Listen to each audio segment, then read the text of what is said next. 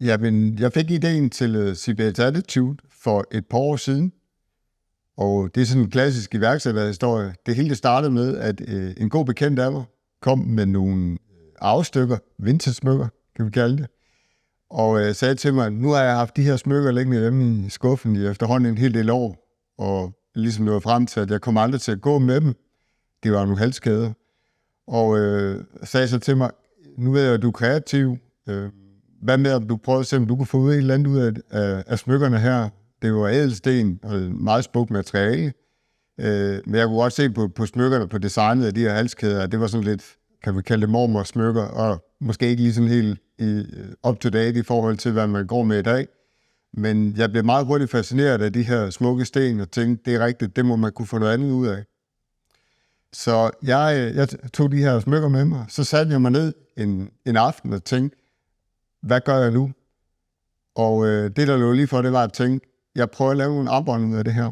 Så jeg klippede de her halskæder op, og så satte jeg mig ned og lavede nogle armbånd, simpelthen med de her ædelsten, og med nogle kombinationer, som jeg nu synes så fede ud. Da jeg så havde lavet det, så kunne jeg godt se, at det fungerede rigtig meget godt, det her. Så jeg lagde nogle billeder op på SoMe, for ligesom at høre andre, hvad synes egentlig om det her. Og så skete der det, at jeg blev meget overvældet over den reaktion, jeg fik, fordi der var faktisk mange af mine gode venner og bekendte, der kommenterede, super fedt det der, fed idé, fortsæt med det. Og så stod jeg faktisk og havde den her oplevelse af, okay, det her, det der noget i, det skal du eftersætte, Anders. Der havde jeg i en længere periode gået og ligesom syslet lidt med at skulle være selvstændig og arbejde med for sig selv. Og jeg har altid interesseret mig meget for design og er meget visuel. Så jeg kunne godt se, at det gav rigtig meget mening og kaste mig mere sådan, kan vi sige, målrettet og helt hjertet ind i det her. Så jeg satte mig for, at det her, det må jeg følge op. Det skal jeg gøre noget mere ved. Så jeg begyndte derfra faktisk at opsøge, hvad jeg kunne finde af ædelsten vintage, altså brugte ædelsten, som jeg fandt og finder rundt omkring på markeder, loppemarkeder, i brugtbutikker. Og så tager jeg de her sten, og så laver jeg simpelthen nye smykker ud af dem. Og det er blevet til CBS Attitude, som er navnet på mit brand, som jeg nu har brugt de sidste par år på at arbejde meget intensivt med, og er nået frem til det brand, jeg har i dag, hvor jeg laver smykker, som er unikke. Og det vil sige, at meget af det, eller rigtig meget af det, jeg laver, det er smykker, som jeg laver på ordre fra kunder specifikt, og med deres egen fortælling som omdrejningspunkt for smykkerne. Jeg har et purpose statement for min virksomhed, som hedder, du er unik. Og det kommer egentlig meget af en inspiration, som jeg har hentet blandt andet gennem, at jeg selv har en søn, som har ADHD. Og jeg har egentlig gået i mange år og tænkt over det her med, at vi jo alle sammen bærer rundt på nogle individuelle talenter, som gør os unikke. Og det er det, som karakteriserer os som person, som gør os stærke. Men jo først, når vi ligesom ser de her talenter i øjnene og omfavner os selv. Og jeg synes, det her budskab, det harmonerer enormt godt med tanken om at lave smykker med et budskab, fordi smykker er jo noget af det mest personlige, vi kan bære på os. Smykker er design og mode, men et smykke er også noget, som har en meget personlig karakter for mange af os. På nogle punkter kan man egentlig sammenligne det, jeg laver med tatoveringer. Det har for mange af mine kunder den samme personlige betydning som at bære en tatovering og have et smykke, som fortæller deres egen historie. Samtidig med det, så er jeg har altid elsket musik. Det er en enormt stor del af mit eget liv, og har altid været det. Helt fra jeg var helt lille barn, har jeg hørt meget musik, og har nok også haft en lidt anden person omkring det end mange andre, fordi det rører ved noget i mig. Det er lige før, som jeg nogle gange har sagt, lidt ironisk, men egentlig med mening bag, at musik går i centralnervesystem på mig.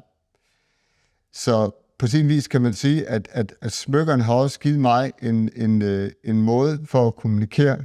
Nu er jeg desværre ikke musisk, selvom jeg elsker musik, Og derfor skal jeg nok spare folk for at lade høre på min sangstemme, for den er ikke eksisterende.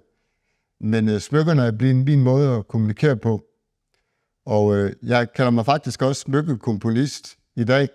Og det gør jeg sådan set meget bevidst omkring, at jeg fortæller historier med mine smykker. Og for mig er designprocessen omkring det at lave et smykke på vej til mine kunder egentlig på nogle punkter det samme som at skrive en sang, tænker jeg.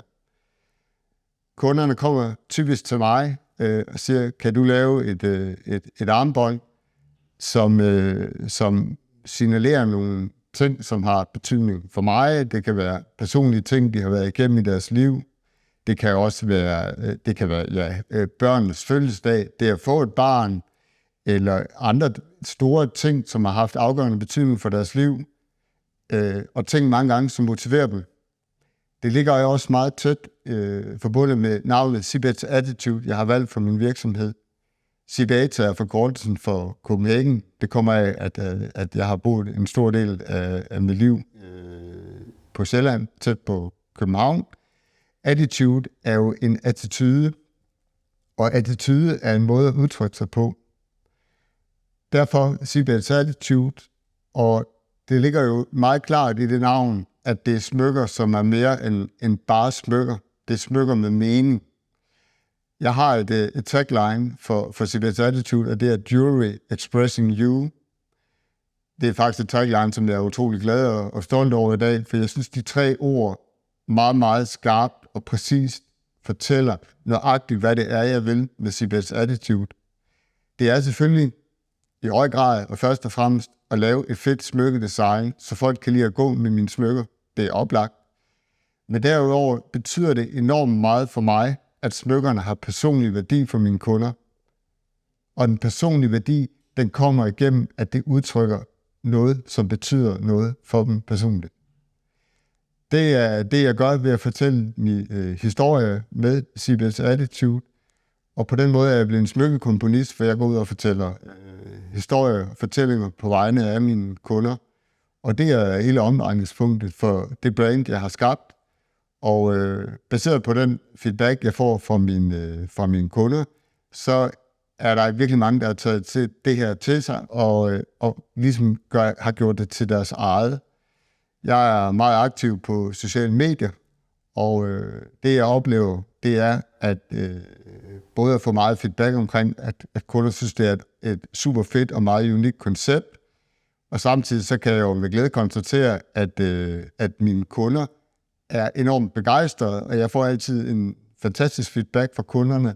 Noget af det absolut fedeste for mig, det er at sende et færdigt produkt afsted, et færdigt armbånd afsted til mine kunder, og så opleve, når de modtager det, den begejstring, de har, fordi de nu har fået et smykke, som fuldstændig er i tråd med, hvem de er, og udtrykker de signaler, som de gerne vil sende til omverdenen.